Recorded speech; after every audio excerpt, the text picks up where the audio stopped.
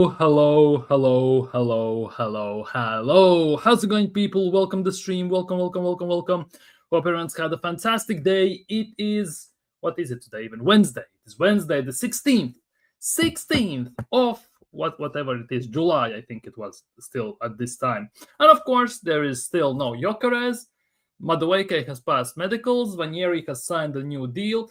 Nelson might be leaving, but the biggest thing is I already am seeing all over the place, genuinely all over the place, people rating our transfer windows. Oh, it's 7 out of 10, 8 out of 10. It's gonna be 9 out of 10 if we sign Eze and all this stuff. So I thought, why not do something similar? Just rate genuinely the transfer window based solely on signings and outgoings. And on top of that, just go by signings. I just thought, why not do it? So if you're excited about all that, smash the like button if you haven't already. Subscribe if you are new around here. We are inching towards 800 subscribers. And of course, leave your thoughts down in the live chat. Big up Hyper Protagonist. Hope you're doing well. Big up. I can't believe this guy's late to his own live. Yeah, I am. I'm almost never late, but I tend to be on occasion. I'm not gonna lie. Family always comes first. Let's be real. Just like Gyokeres deal getting over. To be honest, I was late 6 minutes. So Gyokeres is, well, that's a bit different story. 5 years. Moving like Madueke, dude. At least he's fast, so thanks for that. Yeah, late win. Yeah. Robo, you should remove the black cannon. The fact it poorly overlaps the logo cannon triggers my OCD. Which one? Which black cannon? Oh, you mean in the thumbnail it overlaps the in general? You mean that one? Or what? I second that. Yeah, late. Basically, yeah. Ah, shit, like the owner coming today. Nah, hamsters are not escaping. My internet is run by Buffalo. It's fast and it's good. I don't mind that. Oh man, dog is like laughing at so hard. Big up, Andre. Big up. Hope you're doing well. Hit the likes and subscribe, people. If you haven't already. But yeah, Arsenal's transfer window is moving weird. I'm not gonna lie. It's moving slow. It's moving weird and everything. And it's very, very, very, very hard to kind of even figure out what's going to be the next move, because regarding Arsenal, it is all over the place. It is all, I don't even know. Genuinely, I don't even know. But what we're going to do first is going to start with some positive news. We're going to start with some positive news of the day, today at the moment at least. And it's about to be a rainstorm outside, so that's always a plus for the streams, as we all know. But yeah, some positive news just to kick things off. Ethan Nwaneri. Arsenal have reached an agreement with Ethan Nwaneri in principle at the moment, but it looks like it's going to happen. After progress in talks reported last weekend, Nwaneri and his camp have now agreed to sign a new contract at the club. Ethan always gave priority to Arsenal despite interest from several other clubs, which is actually quite nice looking at Ethan Nwaneri and knowing that he actually wants to stay. He wasn't tempted by Borussia Dortmund and other teams, so it's going to be very interesting how all these things go. I genuinely am very interested how this is going to go. Where is he going to play? Because today I read some rumors, and according to reports, as Eros likes to say, it was actually quite interesting to see the fact that he actually signed to play more central. He actually signed to play more central than play on the wing. So that means he kind of could be the backup. Let's just put it that way. He could be the backup for Martin Odegaard. And to some extent, it's actually not the worst thing, is it? Looking at this situation, right? Because Odegaard gets subbed off almost every single game, what it feels like. He's been subbed off, I think, like 35 to 40% of the games he has played overall at Arsenal. So Ethan should be getting game time. Plus, on top of that, he also should be getting some starting minutes in maybe some cup games and everything. So we'll see how that goes. We genuinely will see how that goes, because ultimately, it's going to be very interesting how Nwaneri develops and how Nwaneri goes. So we'll see, because Nwaneri signing, I think, is one of the most important things Arsenal should have done this window. Same goes with Saliba maybe extending and everything. But signing Ethan Nwaneri to a new deal, it's actually massive for me, at least to keep up some hope as an Arsenal fan. Let's just put it that way. Big up, big up, big up. I'm good. Hope you're doing well as today as well, my guy. Hope you're feeling fantastically well. The black cannon above daily show already have a cannon in the badge. I know, but it's there on purpose, to be honest. And I think it only triggers you because I have a very light background. I have put like a yellow pinkish type of background as the main focus.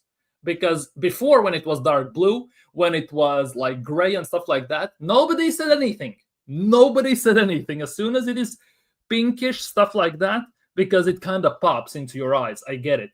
So that's why I think it also feels that way. But I will look into it. 100% I will look into it. I can change it on the fly if I need to for the next streams. I will look into it 100%. Yeah, great news on Nwaneri. Fantastic news. I'm not going to lie. What do you make of the Reiss news? They're talking about the loan. Yeah, since lightning outside, somebody's taking pictures of me. Mind your business, you know. Goddamn clouds and all that crap. But yeah, since you mentioned Reiss Nelson, let's talk about it, because that is also very important, I think. Like, I don't know. I genuinely don't know to some extent. I genuinely don't know. Because Arsenal have received an approach from Fulham to re-sign Reiss Nelson, the structure of the deal, which is likely to be a loan again. And I think the 100 grand a week, which is his salary at the moment, I think it's putting damper on the things. Let's just put it that way, because it's very hard, I guess, to sell him with some proper value. And on top of that, I also believe that Fulham would want to test him out once more, which is very weird, I'm not going to lie, because he was there at Fulham. He had some good games, some good, decent results. But at the same time, he got injured towards the second part of the season. He needed to have a surgery, so he couldn't show his full potential. Like, let's putting it that way.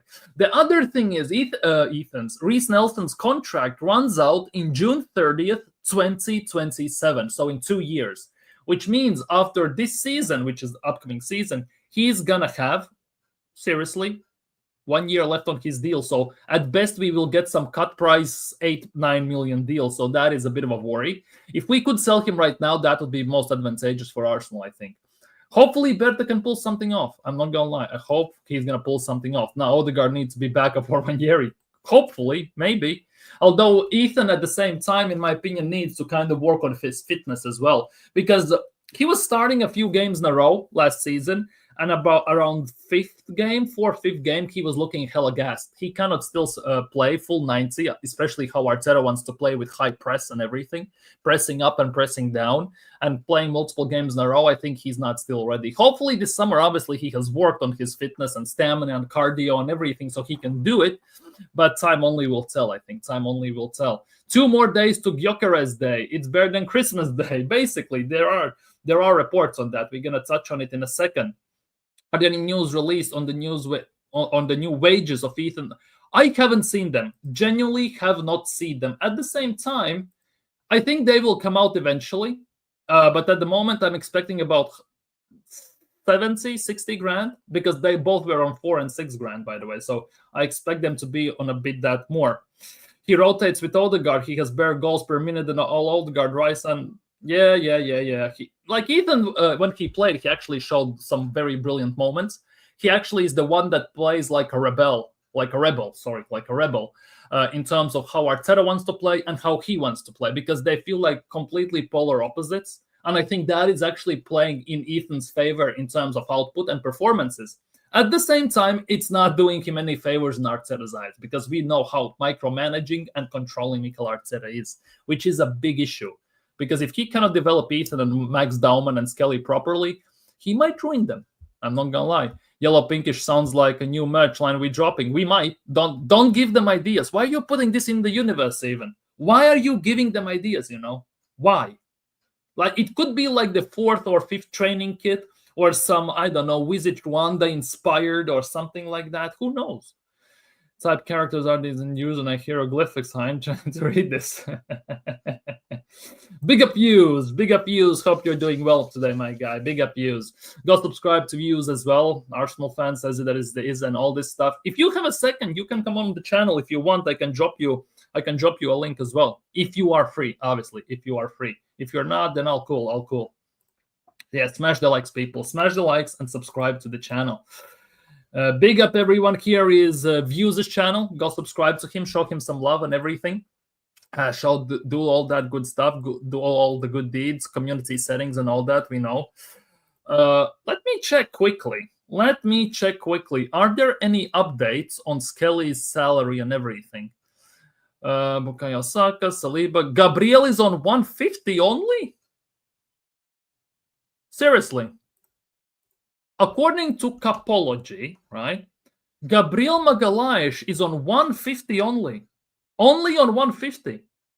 There is no way that his salary went from 100 grand to 150 grand, being arguably the best player in our team last season until he got injured, and being the best center back in the last year and a half. 150 grand only. Is it just me, or does that seem awfully wrong? Awfully off-putting. 150 grand, same money as Zinchenko, Ben White. A bit less than Martinelli, and what does he do for the team in the last few seasons? Barely more than Merino, Cauliflower, and all these guys. Somehow that seems way off. I'm not gonna lie. Somehow that for me seems way off. Zubimendi. If Zubimendi is on 75 grand, I am super happy, by the way. If Zubimendi is on 75 grand, because that actually is a decent salary for Zubimendi. It looks like for a change, we actually haven't overpaid. If this is true, if this specifically is true, if this is true, then all good. I'm not worried. 75 grand seems actually very reasonable for Martin Zubimendi. Again, if that, as I said, if that is true, Kepa is undisclosed still. Ethan is undisclosed, and Skelly is on 40 grand apparently, which also seems very decent for me personally. Seems like a good salary, or is it just me? Like, serious talk, people in the chat and everything. Skelly on 40, Zubimendi on 75. Sounds very good. Gabriel on 150 seems a bit off. I'm not gonna lie, that seems a bit off to me. But at the end of the day, I kind of complain. True. I just don't want us to overpay players anymore. Exactly, because if we look at this part, specifically on this part, right, of the salary place, right? Let's just put it that way. Skelly on 40 grand, fantastic. This is like City paid to Rico Lewis and players like that. 75 for Zubimendi. Also, there's a chance on improvement, progressive, and all this stuff if it comes to it. Timber on 90, I'm okay with that, right? But then again, if you look at the upper side of the salary, like obviously Jesus and Havertz is a completely different story. Same goes for Odegaard and Declan Rice. I kind of can survive with that. Saliba is going to be over 200 if he accepts the new deal. Saka, once he accepts the new deal, he also will be over 200. 200, nearly 300, if not more. He's going to get more than Havertz. You kind of can justify those. At the same time, they haven't won anything. But here with Zubimendi and Skelly and potentially also Ethan and maybe even Kepa when he gets announced, I'm actually okay with that. Genuinely, I'm very well okay with that. If we don't overpay for the players and everything, if we can actually make their salaries, let's just say adequate, and there is room for improvement, especially if we somehow win stuff and we can reward them with maybe bigger salary and stuff like that, I'm all for it. I'm not gonna lie, I'm all for it. Let's be real. You can even negotiate a deal without extending the contract length. You can just increase the salary as well. So that is actually not too bad. 40K for MLS, that might mean Nwaneri won't be higher than him. But I think Nwaneri will be on around the same. I would say 35, 40. I think it would be the same. Because Skelly was actually a starter for our team last year. He was, since coming in September, October, he was essential for a whole season. When Nwaneri didn't get that type of minutes, that type of, I don't know, respect from Arteta and everything. So I would assume Nwaneri is going to be on the same or so, or nearly there. I would expect that at least. Anyways, some other news. No. Thierry Nonri, aka Madueke. He has signed his contract, valid till June 2030. So 5 years, let's be real.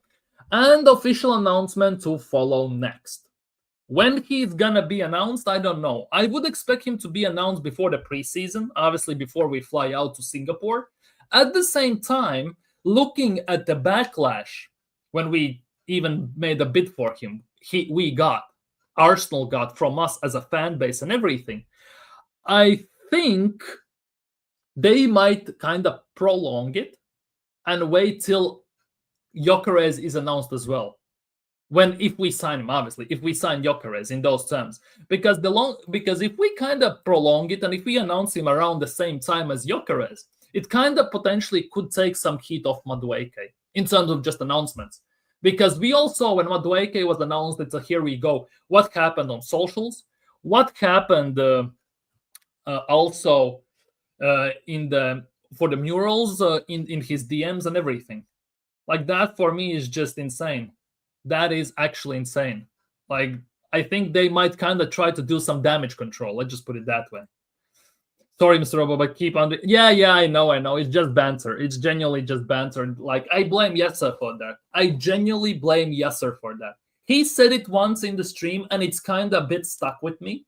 But mostly in terms of banter. Let's just put it that way. But the fact that we are signing him in general is a massive worry. Let's just say it as it is. And then there is, of course, Kappa Watts. We know what Kappa Watts is all about. He wrote the book about Mikel Arteta, so he's always in the good books of Mikel, of Arsenal and everything. And he has said this. Mikel Arteta really pushed for the deal, believing he can thrive at Arsenal. And then there is the most important part. And Mikel Arteta does not view Noni Madueke as a backup. And I kid you not, I was saying this as soon as we signed him. That 52 million for such a player, Arsenal don't operate on such a level where 52 million player holds the bench, where 52 million player is just a rotational player. Whenever we have signed a player who is 45 or above million, he is 99% of the time a starter for our team, which now obviously people might start to believe when I said it, like when we just signed him, when it got announced pretty much.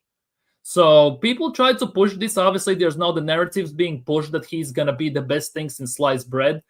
His point totals are being compared to other Arsenal players like Nwaneri, which is stupid, but it is what it is, and all this stuff. So we will have to go with the flow, I guess. We will have to go with the flow in those terms. But yeah, it could get really ugly. I'm not gonna lie. We should have resorted that anger at our manager, board, and owner, not at Noni. Exactly. That's what I did, at least. That's generally what I did. Yes, I called him not good enough for Arsenal. How he's not good enough for Phase 2 Maresca, who is just won another trophy, and he's gonna be good enough for Phase 6 title challenging Arsenal, whilst he's not good enough for Chelsea, who are battling top 4. I called him, well, I'm not gonna lie, I called him shit. Because for me personally, he's not a good player for Arsenal, and he's not going to thrive at Arsenal. I'm all for being proved wrong. I'm going to hold my hands up. If he does good, I'm going to praise him. If he does bad, I'm going to call it out, right? But the most I was talking about was Arteta, was Berta, was Tim Lewis, and all those guys. Those, from me at least, got all the heat. I genuinely don't condone anything what most of the big part of the fan base at least, like the insane part of the fan base did with the murals, but it is what it is. With the DMs that Madueke got and everything, that is disgusting and pathetic. Those fans like that are not real fans. Let's be real. And those fans as well, in my opinion, well, not in my opinion, that's fact, gives us as other fans a bad name and puts us in a very bad limelight. That's why other teams banter us. That's why other fans call us embarrassing and everything. That is definitely not a good look. No chance Madueke is anything but frustrating. Yeah. He's another Havertz for us. Let's be real. Noni Madueke is going to be another Havertz. Since it says clearly here that Mikel Arteta really pushed for the deal and everything, and he's not viewed as a backup, he's going to try and shoehorn him into the team just like he did with Kai Havertz. He's going to try to play him with the most amount of opportunities that he gets. just so he can prove his point. That is, in my opinion, another nail in Mikel Arteta's coffin. Let's just put it that way. But it doesn't stop there. Here is some more news about Madueke. The Arsenal manager is convinced that Noni Madueke is about to explode under his management.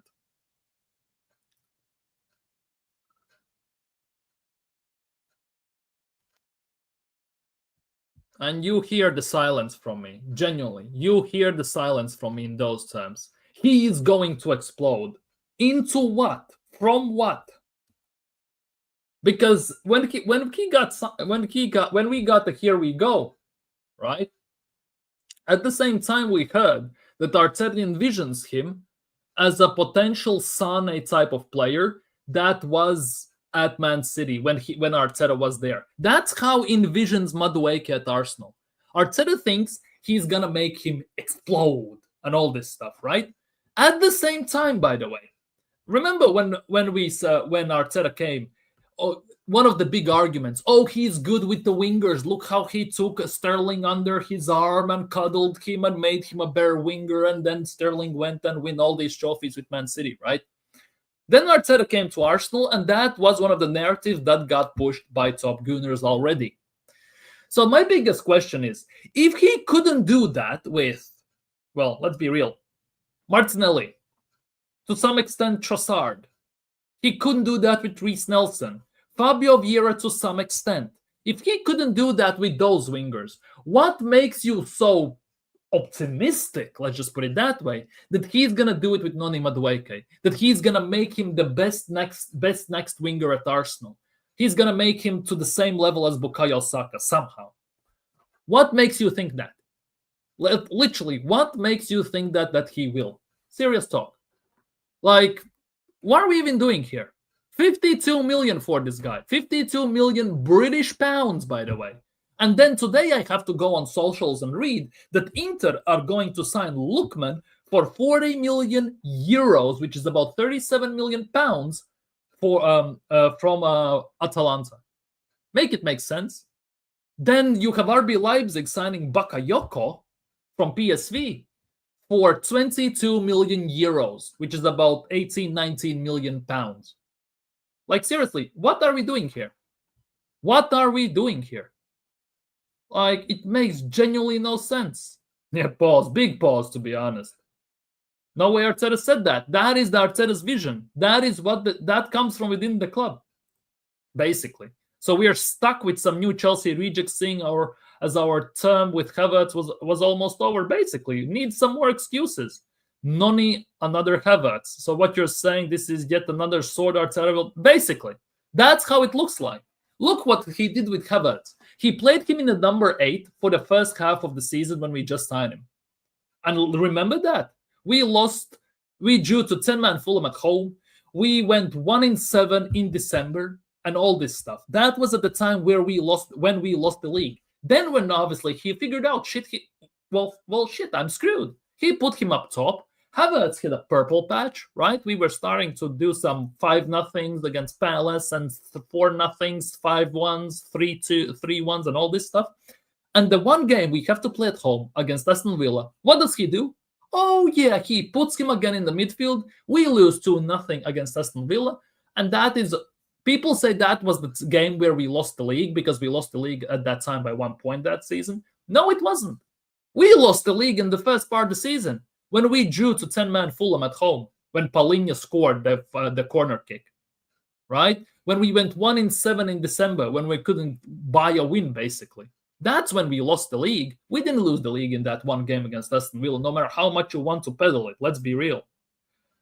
I think he means explode like Views Internet. Views' internet doesn't explode.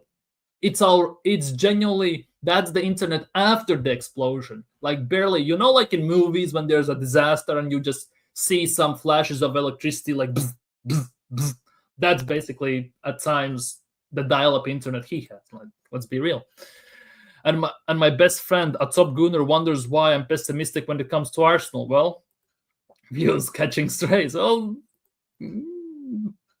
it happens. Let's be real. I catch strays all the time. I get called a goddamn moron, an idiot, and plastic all the time. Rebuto, what makes you think he won? Well, 52 goddamn million, exactly. Lol, it's not straight when it comes from you, Hyper. It's straight shots, straight from the hip, kapow, and everything. So many market opportunities out there. We like that SpongeBob meme trying to catch the guy on the wanted poster, which is us. Yeah, basically. Like, it's insane. Like, and it's always like that. If it's not a winger, it's a midfielder. If it's not a midfielder, it is a striker. If it's not a striker, it is some sort of defender. Like, it's always something. And the squad is never ready. We do some hot fixes to some extent. And obviously, at some point in the season, it all rips up open and it crashes and burns. And the next summer, we do the same thing again. And the next summer, the same thing again. Rinse and repeat. Rinse and repeat. We pay a lot of money for these handcuffs, to be honest, dude. We have spent 900 million, right? Something like that. And about 170 to 180 has been only on Chelsea rejects. Only on Chelsea rejects. Like, that is insane. Like, that for me is genuinely insane. Like, that's 117, 122, 122, 137, if I'm not mistaken. 137 we spent on the four Chelsea dumbasses. Then we got, of course, Willian for free. We took Sterling on loan. If we include even their wages, then it's then less said than better. Let's be real. Straight from the hip, kapow! Needs a hip transplant. Don't say that, Don't say that. He will find you. Someone at Arsenal got a fetish for Chelsea rejects. Well, that's Arteta. Let's be real. It took him 10 seconds to realize he wants Sterling at the club. He knew he needs to have Havertz because he can save him, and now he obviously is the one who pushed for the Madueke deal. They rubbed one out to the idea of signing Madueke. Yeah, 6 years, 6 different Chelsea players signed. 1 per year. Think about it. Willian, Jorginho, Havertz, Sterling, Madueke, Kepa. 6 years at Arteta at Arsenal, and 6 Chelsea players signed.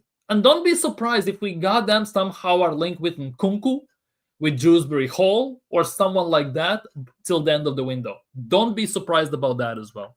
Genuinely, don't be surprised if that happens. And obviously, since we are on topic of Chelsea, by the way, we do all this stuff. We all talk about that we signed Chelsea rejects, right?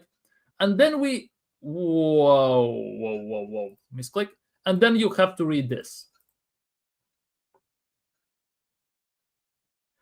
Yes, man. Come on.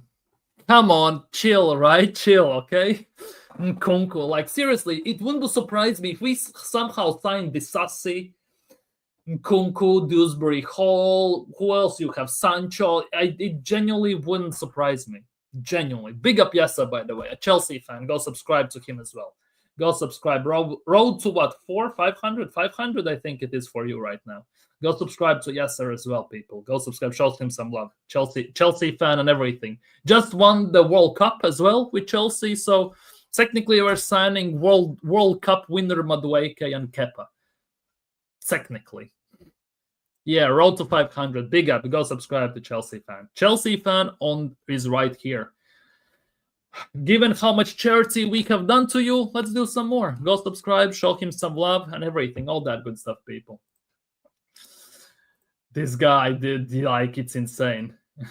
I just turned up and heard Nkunku. Like, if I say Nkunku, will you show up anywhere at any time? Like, it's like he knows. We're going to get Nkunku for real, bro. Watch his space. Watch this space, yeah. Like, this is Yes's channel, by the way. Go subscribe, people. If we sign Action Jackson for 100 million or something like that, like, it's the be-all, end-all. I'm going out on loan, and I'm going to support Forest Green Rovers. Kid you not. If that happens, I'm going to support Forest Green Rovers. Already telling you that much. Axel Disaster. No. Axel Foley was better, and that was at Nketiah at the time. So Axel Disaster, not the worst thing, is it? Is it going to Chelsea? How are these reports looking on that? Like, I don't know if he's going to go to Chelsea, but there is definitely some inklings, some indications that there could be something. At the same time, obviously, Arsenal are still linked with him. It's apparently right now he is the primary target. Let's just look at it that way from Arsenal's point of view. After everything is done and dusted, so we will have to see how that's gonna go. So we definitely will have to take it with some pinch of salt, with massive patience, and maybe with some pain as well, by the looks of things. We don't have the cash for Eze. Yeah, big up Halkyan, big up. It looks that way because lately this Eze is a primary target for Arsenal, according to Sky Sports, by the way. So that's also, well, believable. Arsenal know that they can speak to Eze if they meet the release clauses. So otherwise they cannot speak. Well, that's nice to know. Although you didn't need release clauses to talk to Zubimendi, to talk to Thomas Partey, and to talk to other players. So Arsenal understood to be encouraged by Eze being open to the move. Well, you goddamn should be encouraged. He's an ex-Arsenal. We cut him from our own academy, you buffoons. He said himself during last season that he would love to return at Arsenal. Plus, he would show everyone wrong. Plus, maybe Odegaard wouldn't play as much anymore. Look what I tagged you in. I don't know if you've seen this before. Oh, bloody hell. This is going to be good.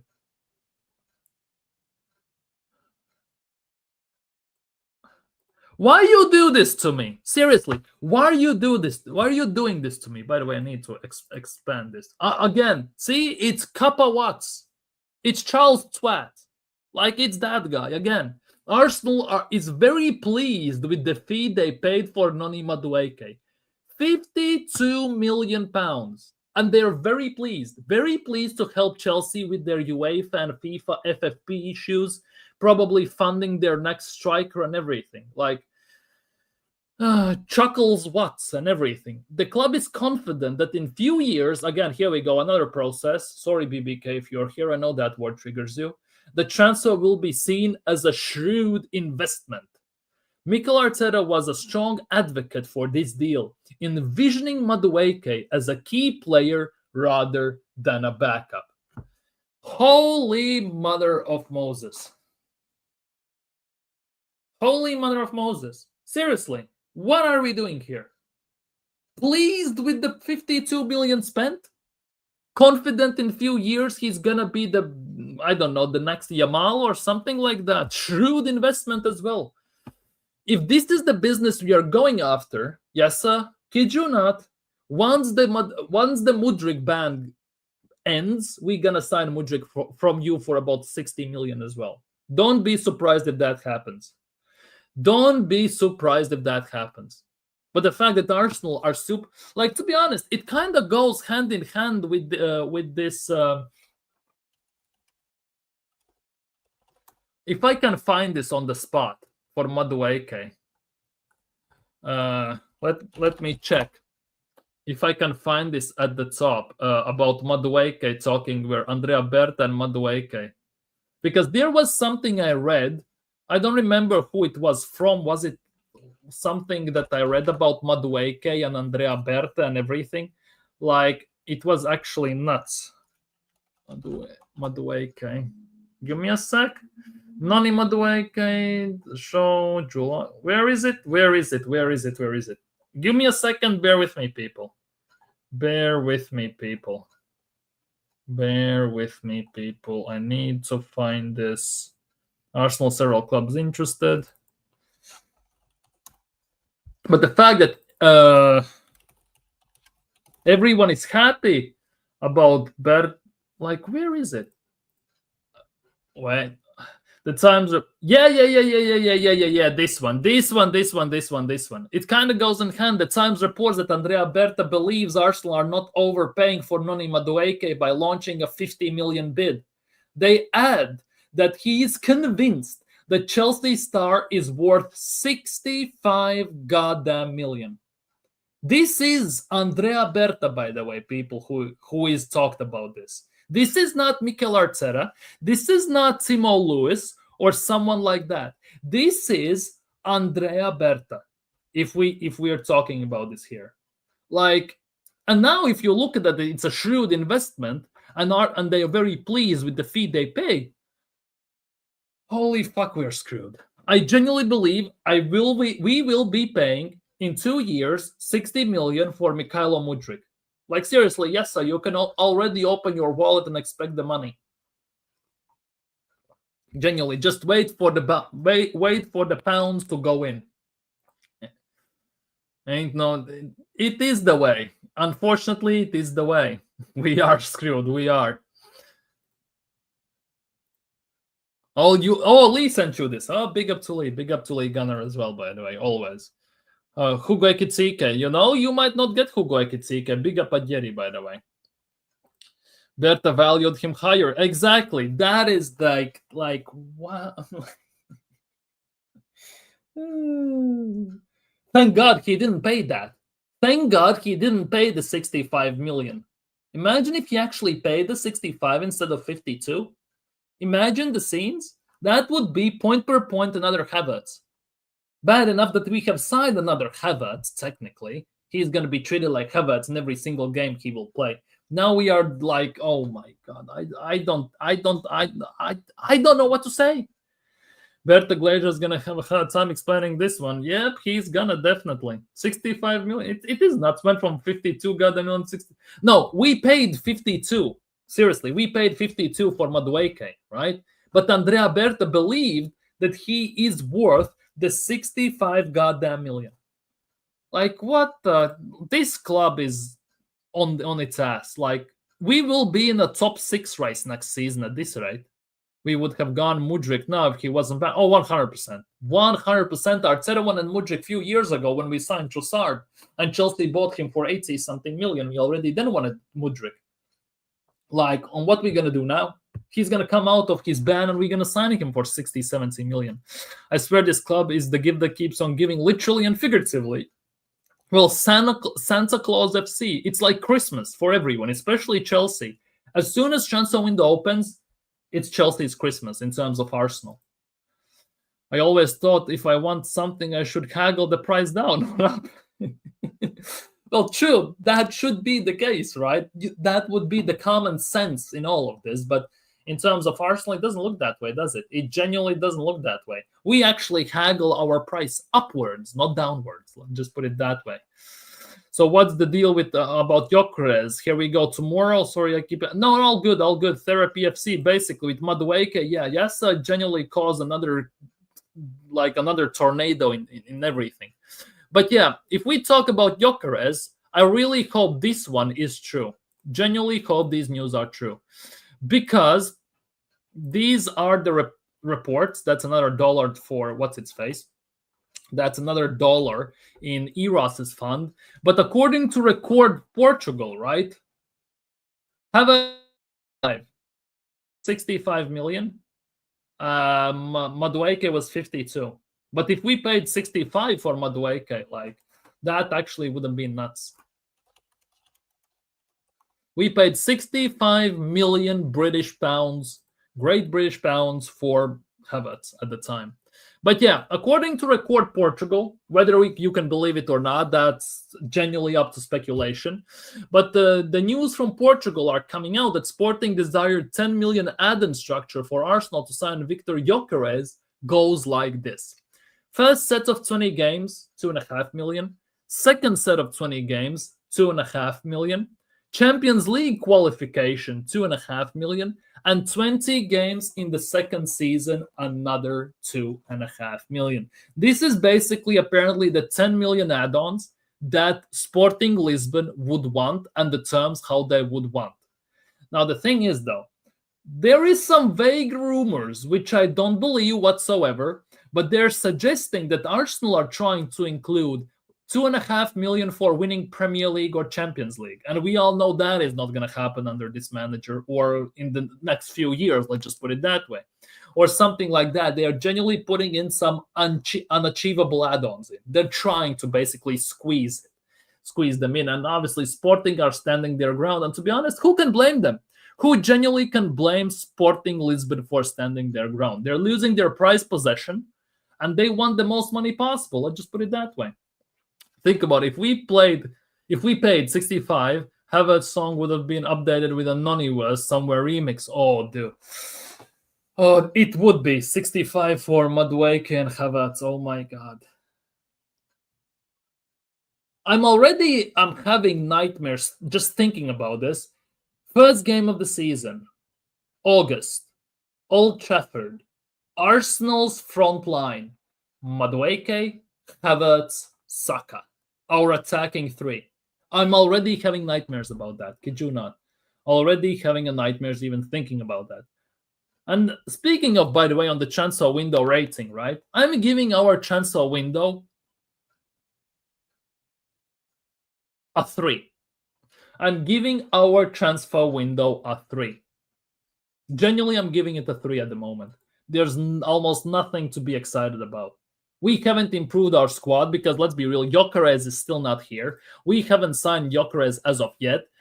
Madueke hasn't been announced, thank goodness, still, but hey, it's going to happen soon. Mosquera as well hasn't been announced, so we only have Zubimendi, Kepa, and Norgard going off it. 3. If we sign Gyökeres and Madueke, it goes up to 5. For me, it would be a 5. If we sign Eze, it could be pushed to a 6. But the way I envision, at least, the transfer window in general, at least when I give out a transfer window rating, right? It's not only about players coming in. For me, quite heavily, it also depends on players going out. Hence why, obviously, Andrea Berta is here, and hence why it's going to be judged from my point of view that way. The issue with this is, though, the transfer window has been open for a month and a half, and we haven't sold anyone yet. We have let about 15 youngsters for free go. We have terminated contract with Tomiyasu, and because of the pre-agreed buy obligation, we have sold Nuno Tavares, but that was because of Edu at the time still. So we haven't sold anyone. That now is the biggest issue for me. What we are going to do, who we going to sell, how we going to sell, if we going to sell, or loan, obviously. How about starts against United? I think so. Because in June, there were massive amount of reports suggesting that even if we sign Gyokeres or Sesko, for all these people who wanted Sesko, right? Havertz will start the first few games of the season. Only place where he could start is the striker, let's be real. So we should mentally prepare ourselves for that. Madueke, the donkey, a star boy up front. Yeah, everybody is shook, definitely. And then you have a mosquito guard playing in the 10. Let's be real. So we have a Madueke, a donkey, a star boy, and the mosquito playing in the front 4. Amazing scenes. Amazing scenes for the season to begin with. Let's be real. Unless we somehow rectify it quite quickly. The going out business is appalling. So far, yes, 100%. So far, it is total and utter shambles. 4.5 million for Tavares. Yeah, it was pre-agreed that he's gonna be bought for 8 million euros, right? He's gonna be bought for 8 million. Oh no, 5 million euros. Sorry, 5 million euros. So that's about 3.5 million pounds. The big thing is, though, right? Lazio, like, they rejected a bid from Juventus or AC Milan or someone like that for Nuno Tavares, right? Guess what? That bid from, I don't remember, AC Milan or somebody for Nuno Tavares was 35 million. 35 million. They rejected that. They rejected that bid. Seriously, it's actually insane. It's actually insane if you come to think of it. Like, that is actually kind of nuts. Like, for me, it's actually insane. Arsenal could not barely got 3.5 mil, yet Arsenal rejected 35 million. Lazio rejected 35 million. See, here it is. Straight from Italy for you. That was in mid-June, something like that. Juventus is heavily targeting Nuno Tavares, but Lazio says no. A 35 million deal. Seriously, the summer transfer market is always a treasure hunt, and this time the spotlight is on Nuno Tavares as the talented winger, by the way, right? And they rejected 35 million bid from Juventus for Nuno Tavares. Arsenal got barely 3.5. They couldn't have gone more. Yet Juventus, based on Lazio's situation, are willing to pay 35 million. It pretty much says it all about Arsenal's chance of business and how we do things, doesn't it? Genuinely says it all, to say the least. Opinion then. Got Gyökeres, who identify as our emergency striker for you, Marino or Havertz? Oh, fuck. Personally, neither. Personally, neither of them, but if I have to push myself,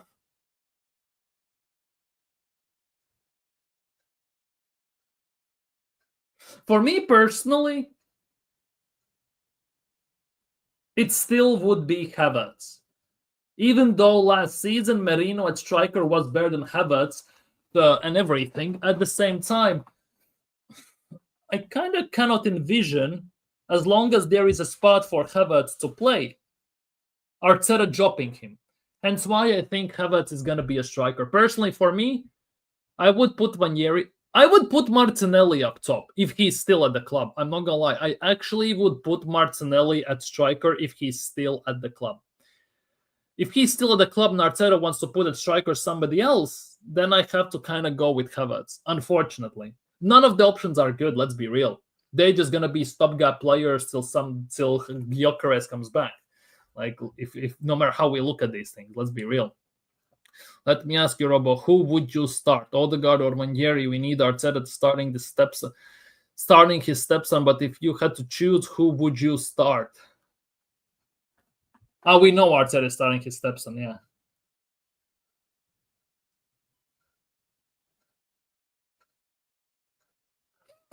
I would do it this way, which will sound very weird, but bear with me here. I would start Odegaard in some bigger games. When it comes to smaller games, in terms of you playing, I don't know, Leeds and Sunderland and stuff like that, I would start Nwaneri instead, right? And then gradually maybe put also Nwaneri as a start in bigger games, if it is possible. Like that for me is the biggest thing. I would do it this way, because unless Nwaneri has massively improved his stamina and his durability in terms of games and everything, he still is a bit short in terms of physicality and all this stuff. Although saying that, Odegaard is weak as a paper mache, let's be real. At the same time, at least, yeah, I still believe that Odegaard will start. Would I start Odegaard in some bigger games? Yes. Other games, I would definitely start Nwaneri. If there was a possibility of starting Nwaneri without shadow of a doubt and Odegaard would hold the bench, I would do it. Unfortunately, I don't see it. If I was the manager, I would sell Odegaard, I would get Eze, and I would start Eze and then rotate with Nwaneri. That would be what I do, right? But since I'm not the manager, that's a big issue. In those terms, it's going to be rough. If I was sporting director, I would sell Havertz, Odegaard, Martinelli, Trossard. Odegaard about 50, maybe 60 million. Martinelli about 40, that's 90 to 100. Trossard about 20, 25, that's 130, something like that. Havertz most likely about 40, maybe 50 if we get lucky. That's nearly 200 million. That's not even 250. Depends who buys and for how much, and depends who we are selling to. Like, that is the biggest thing. Sign Lookman for 45. Javi Simmons for 50, 60. Gyökeres for, Ferran Torres, keep him as far as possible from the club. I don't like Ferran Torres. I don't rate Ferran Torres as highly. In La Liga, he looks actually somewhat decent, even though he still struggles at times. Overall, I don't want Ferran Torres near Arsenal. I'm not going to lie. Not gonna lie. But yeah, I would definitely sign players like Lookman, Eze, Gyökeres, players like that. Yeah, 100%. Madueke will start. Well, without shadow of a doubt. I strongly believe he will, and that is the biggest issue. Unfortunately, that is the biggest issue. He will start as a left winger. I envision it that way. To be honest, I think the preseason games and the Emirates Cup will say a lot. I think so. It will show, although the biggest issue with Madueke is he hasn't had time off. He hasn't had vacation or whatsoever, because after season he went straight to the Club World Cup, which leads me to believe that actually Madueke is not going to travel with the squad to Singapore. He might travel, but he's not going to play. And I think Madueke will play for Arsenal in Emirates Cup games against Athletic Bilbao and Villarreal. I think Madueke needs some time off because he hasn't had any. Well, not hasn't had any. So that for me basically is the biggest thing. I think in the preseason games, definitely we will see Martinelli, Nwaneri, and those players, Max Dauman as well, quite a bit. We'll see how they integrate, how they play, because we play two of our Premier League rivals in Spurs and Newcastle as well right now with the team and the players they're signing, potentially with the Ekitike and stuff like that. So that will say a lot maybe about Max Dauman and Ethan Nwaneri when they play. Maybe that will show us something. Those four players you named, Ryan, you wouldn't even be able to get 150 million for them. That for me is the biggest thing. Like Martinelli about 40, 45, unless we sell him to Saudi for about 70 if there are takers. Odegaard would be around 50, I would say, so that's 90. Trossard about 20, 25, that's 111, 115. And Havertz about 40, you get about 150, 160 at best. Big up Harvey, do you know someone called Kristaps Porzingis? Yes, I do. That's my guy. I do. 100% I do. Of course I do. Let's be real. Some top gunner said Nwaneri better than Yamal and will win Ballon d'Or before him. Yeah, right. That's like me. That's like on the same level, right? Who is it? Nwaneri better than Yamal, right? That's like genuinely someone like me saying, I am closer to getting the role in the new Pirates of Caribbean movie as Jack Sparrow instead of Johnny Depp. I will get that role before him. No chance in hell. Let's be real. And by the way, if you are Pirates of Caribbean fan, he's playing in the new movie that's gonna start shooting next year, I think it is, or later this year. New Pirates of Caribbean is gonna come out at some point. Yeah, the top gooners are wild. They speak such nonsense and such BS at times. It's actually nuts. Some people are actually, top gooners are saying that Martin Odegaard is better than David Silva. He's better than and some other players. Like genuinely, what else I heard? What else was there? There were some weird takes. Genuinely, some weird takes. What else have I heard? Let me think. On top of my head, right? And just going through the team. Raya is not Raya. Who was it? Yeah, I think it was Raya at the time. He's better than Donnarumma, for example, or stuff like that. Like, it genuinely grinds my gears. What formation with the current squad we have will suit us? Because 4-3-3 is not gonna work no more. That formation places too much emphasis on players to stand out. We can't do that consistently. Yeah, I think against smaller teams, 4-3-3 is going to work. Personally, for me, I much rather would play 4-2-3-1 double pivot because I think leaving Zubimendi as a lone 6 is very, very dangerous. We saw what happened against United when he was there and everything. As a lone 6, he can get overrun at times. For me personally, we should play 4-2-3-1 double pivot, or, which is more interesting option, play 5 at the back. Like we did the only time we have won something under this manager, when we won the FA Cup. We played 5 at the back throughout the whole season. Throughout the whole time when we played the FA Cup. And it worked like a charm, let's be real. Quick pace over the top, through balls and everything, especially given that many teams play with high lines. The big teams especially. So why we are not doing that anymore? Harvey knows the deal, exactly. Big up Kristaps Porzingis. KP6, although 6 is now a bad number. He's KP8. To be honest, why don't we sell to Saudi? I don't know. Genuinely don't know. I was saying sell most of Saudi, like Odegaard, Martinelli. How much would we get for? If Saliba moves to Saudi, it's going to be 100. I think it's going to get to 100. I think also depends on the contract length and stuff like that. But I think from Saudis, given how much money they are throwing around, we could get 100 or more for Saliba. The issue is in Europe, we are not going to get that for him. I think Nwaneri and Yamal are more comparable than people think, though. Well, the thing is, to compare Yamal to Nwaneri, you need bigger sample size. Because looking at what Yamal is doing right now, how much he's playing and how much he has achieved already, compared to Ethan Nwaneri and the limited time, you need bigger sample size just to even try and compare them. We need to see Nwaneri on consistent basis against big teams and everything. We need to see that much more just to basically figure it out. Let's be real. So for me, it's not. You can compare if you want, but for me, it's not comparable at the moment. I think if David Raya was maybe 3 inches taller, he would be rated much higher. Oh yeah, he would be rated much higher. The thing about Raya though is, if he was 3 inches taller, right, he could not make the saves he is making right now, because the fact that he's so short, which is nuts, low center of gravity allows him to quicker get off the ground to make a secondary save if he bounces back. Hence why he could make that double save on Retsegi after penalty save, on Watkins the double save, and stuff like that. It allows him to move quicker. If he was taller, the center of gravity is much higher. It's a bit more unbalanced, and getting up from those positions for him, in my opinion, would be much harder. So that shortness in terms of goalkeepers is a blessing and a curse at the same time.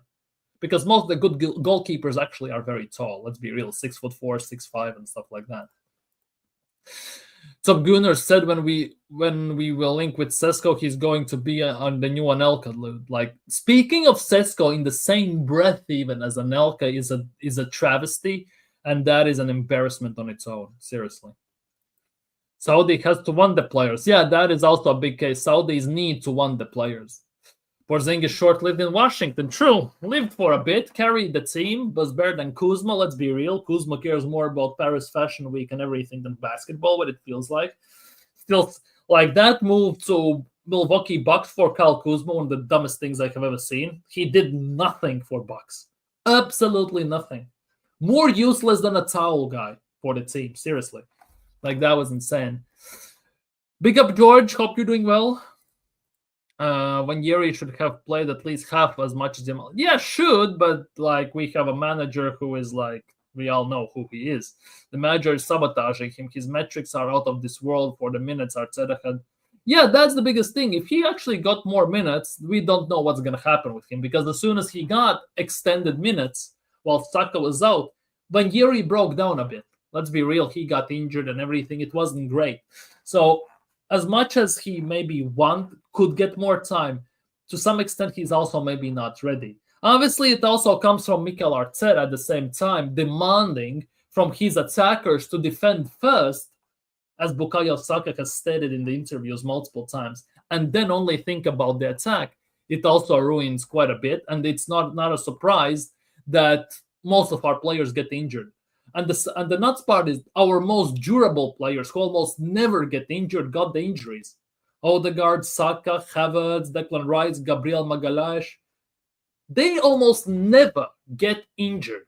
Yet somehow they got instantly injured as soon as they played a certain amount of games and minutes, and they got no rest. Like, it's actually kind of nuts. Kuzma is absolutely garbage. Yeah. Hey, I got a crown. What? Oh, yeah. The fan thing. Yeah. You have your number one fan. 17 likes, bigger people. If you haven't already, do me the favor. Like the stream and subscribe if you're new as well. David Raya's attempt to save penalties against United in the FA Cup should be investigated for match fixing. Yeah, that was embarrassing. How comes we can never get a goalkeeper who can save penalties?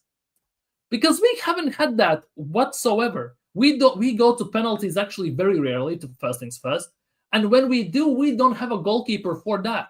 Because half the time it feels like we play for the penalties in general, given how we park the bus and shut up shop half the time. It's actually insane if you think about it. We don't have a penalty specialist in goal whatsoever.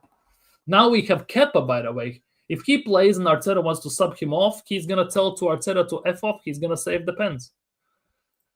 Everyone got injured. Yeah, it's insane. I almost smashed my TV after that. That was insane. Let's be real. That was insane.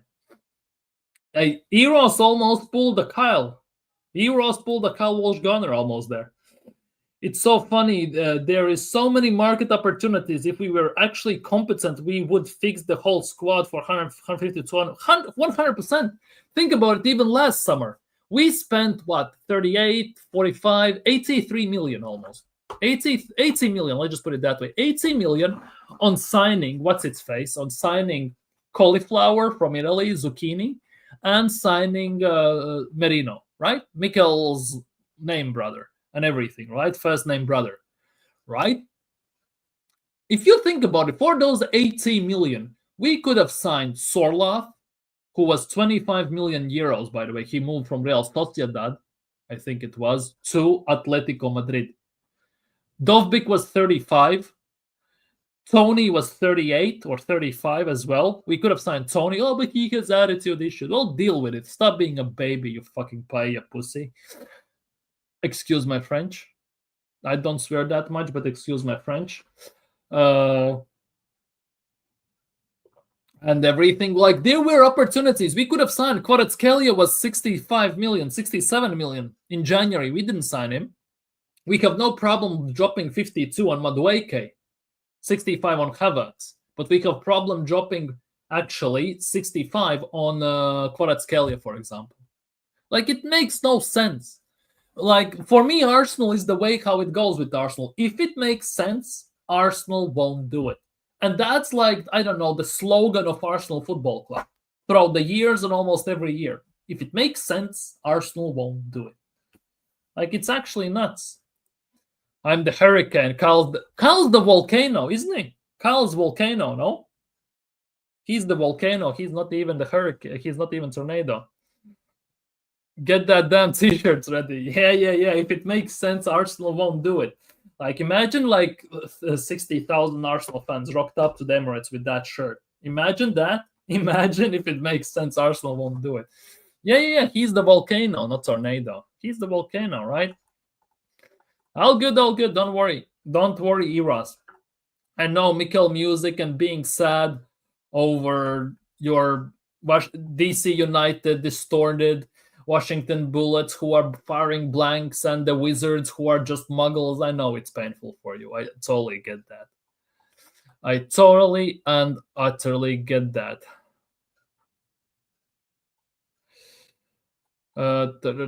Let's check some transfer news. Anything new?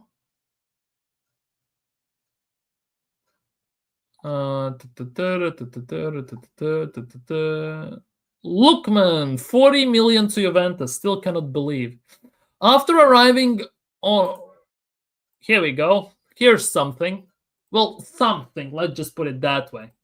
Something, but yet could be nothing. This. Whoa. Yeah. After arriving on Monday morning, Victor Gyökeres' agents remain in London. 3 days of negotiating, by the way, to find agreement between Arsenal and Sporting regarding add-ons. We are still yapping about the goddamn add-ons. 10 million. We are still doing this, you know. It's been like 2 years and we still are talking about the fucking add-ons. When will this end, Robbie?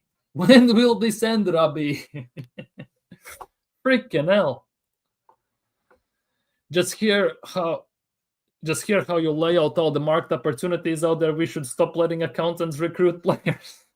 Like, it feels that way because, like, this, here is another one.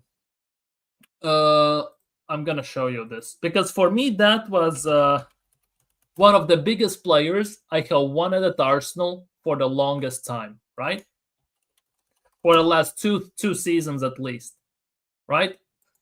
This is the market opportunity I wanted Arsenal to get. Aleix Baena from Villarreal can play left wing and can play number 10. He is more number 10 than left wing, but since Villarreal play 4-4-2 and stuff like that, he plays on the left wing, left mid half the time. He would be the closest thing we could have gone to Santi Cazorla.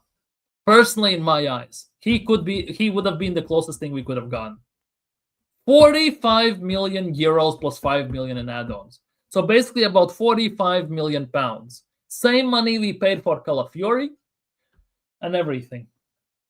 More than we paid for Madueke, by the way. Like, for me personally, this was the player we should have signed. Seriously, this was the player we should have signed. Also, for strikers, Gyökeres from Stuttgart to Borussia Dortmund. About 13, 14 million. Something like that he went. And he scores insane amount of goals. Yes, I swear this club is actually insane. Still negotiating goddamn release the add-ons. Would you rather have Xavi or Arteta as the manager? Xavi.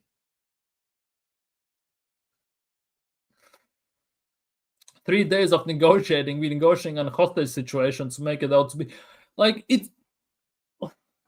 How long we have heard about these negotiations regarding add-ons? Week and a half, 2 weeks already. It's only thing that's stopping this deal because Sporting want this, Arsenal want to pay this, and at the end of the day, none of them want to step down. I respect Sporting and I respect the principles of Arsenal, but I beg of you, someone, for the love of God, cave in. Seriously.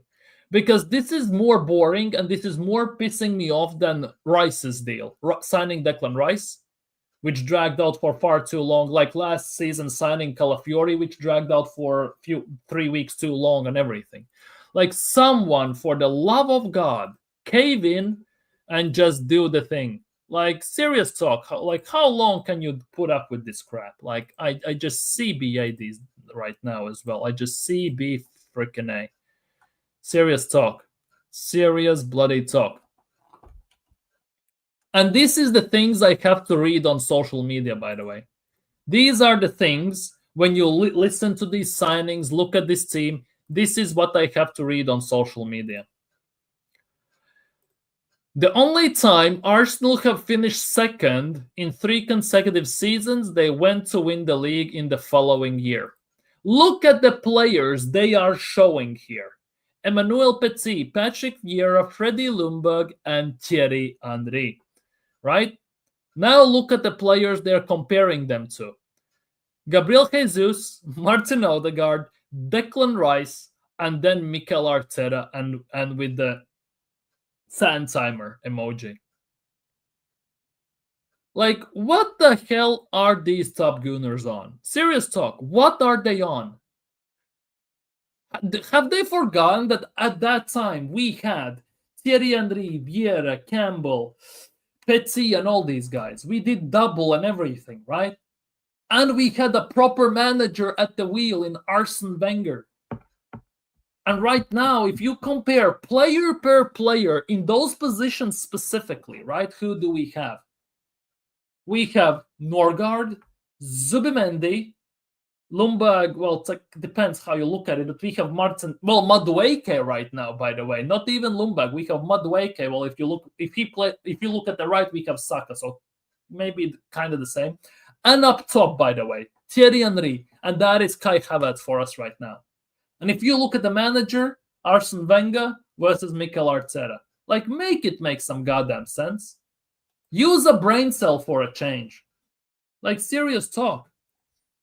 Exactly. Facepalm all over the place. You should sign. Will you sign? That's a different story at Gary. Big up. Always the same message as well.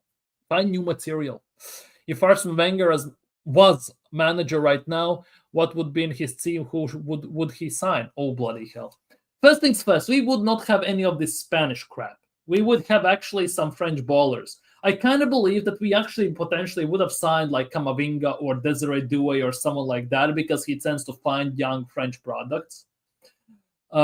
He would most likely keep Guendouzi, 100%. With this defense, which is much better the defense we had at the time, he would be balling out. We wouldn't have Havertz. We wouldn't have Madueke. Let's be real. We would have some proper players here. Arsene Wenger probably would have won, well, more. Let's just say this. Arsene Wenger, imagine what Arsene Wenger could do with $1 billion over 5-6 years. Imagine what he could have done. Consider your actions here. Big up, Richard. Hope you're doing well. Big up, Richard. Hope you're doing well today, my guy. Hope you're doing well. Oh, here we go. Some breaking news. Well, not breaking, but let's just put it that way. Odds on. I beg this happens, by the way. Is Gyökeres doing his medicals this Friday? Well, that is the hope. That is the hope. That's what some rumors are suggesting.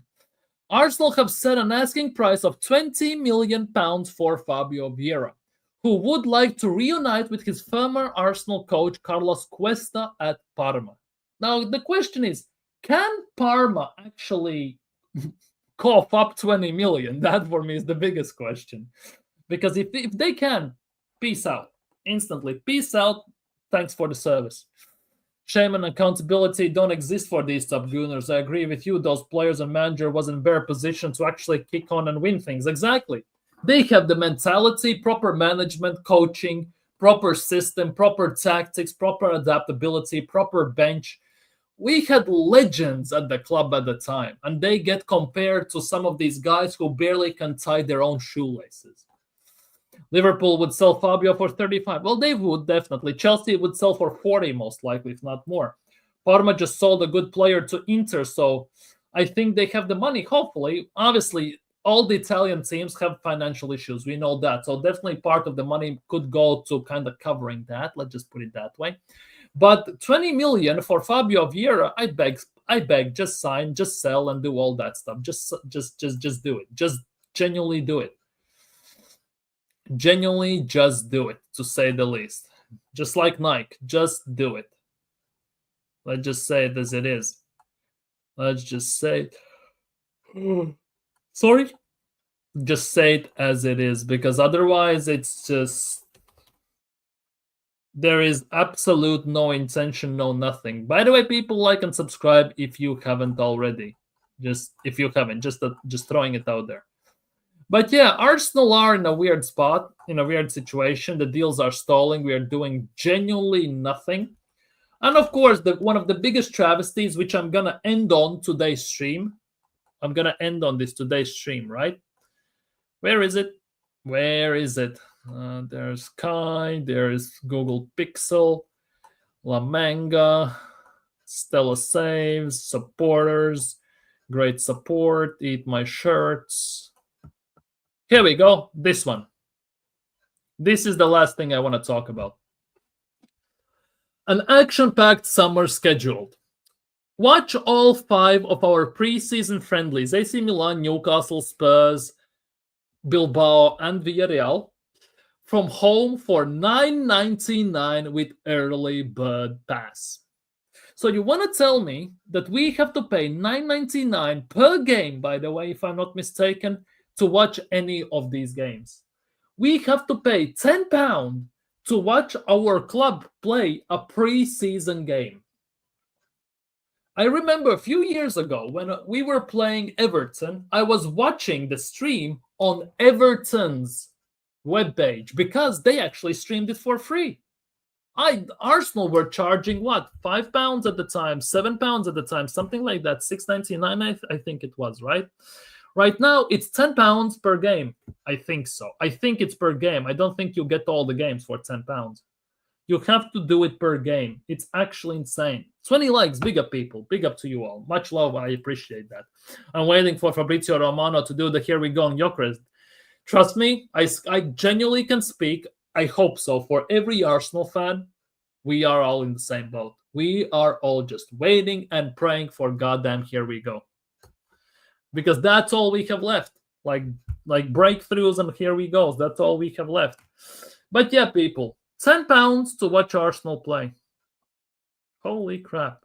Cannot even get preseason games for free. Cannot even get that at this damn club. Well, wish it was the case, but wish we could get some games for free. But obviously, Arsenal need the money. For what reason, I don't know, because we are not announcing anyone haggling over 10 million and all this stuff. So go figure. Genuinely go figure at the end of the day. But yeah, people, I think on that note, I'm going to end today's stream. Thank you guys so much for being here. If you haven't already, smash the likes, subscribe. Thank you guys so much for being here. You have been fantastic. Have a great evening. Have a great tomorrow as well. And hopefully tomorrow we get some positive news. But for today, I am out. Peace.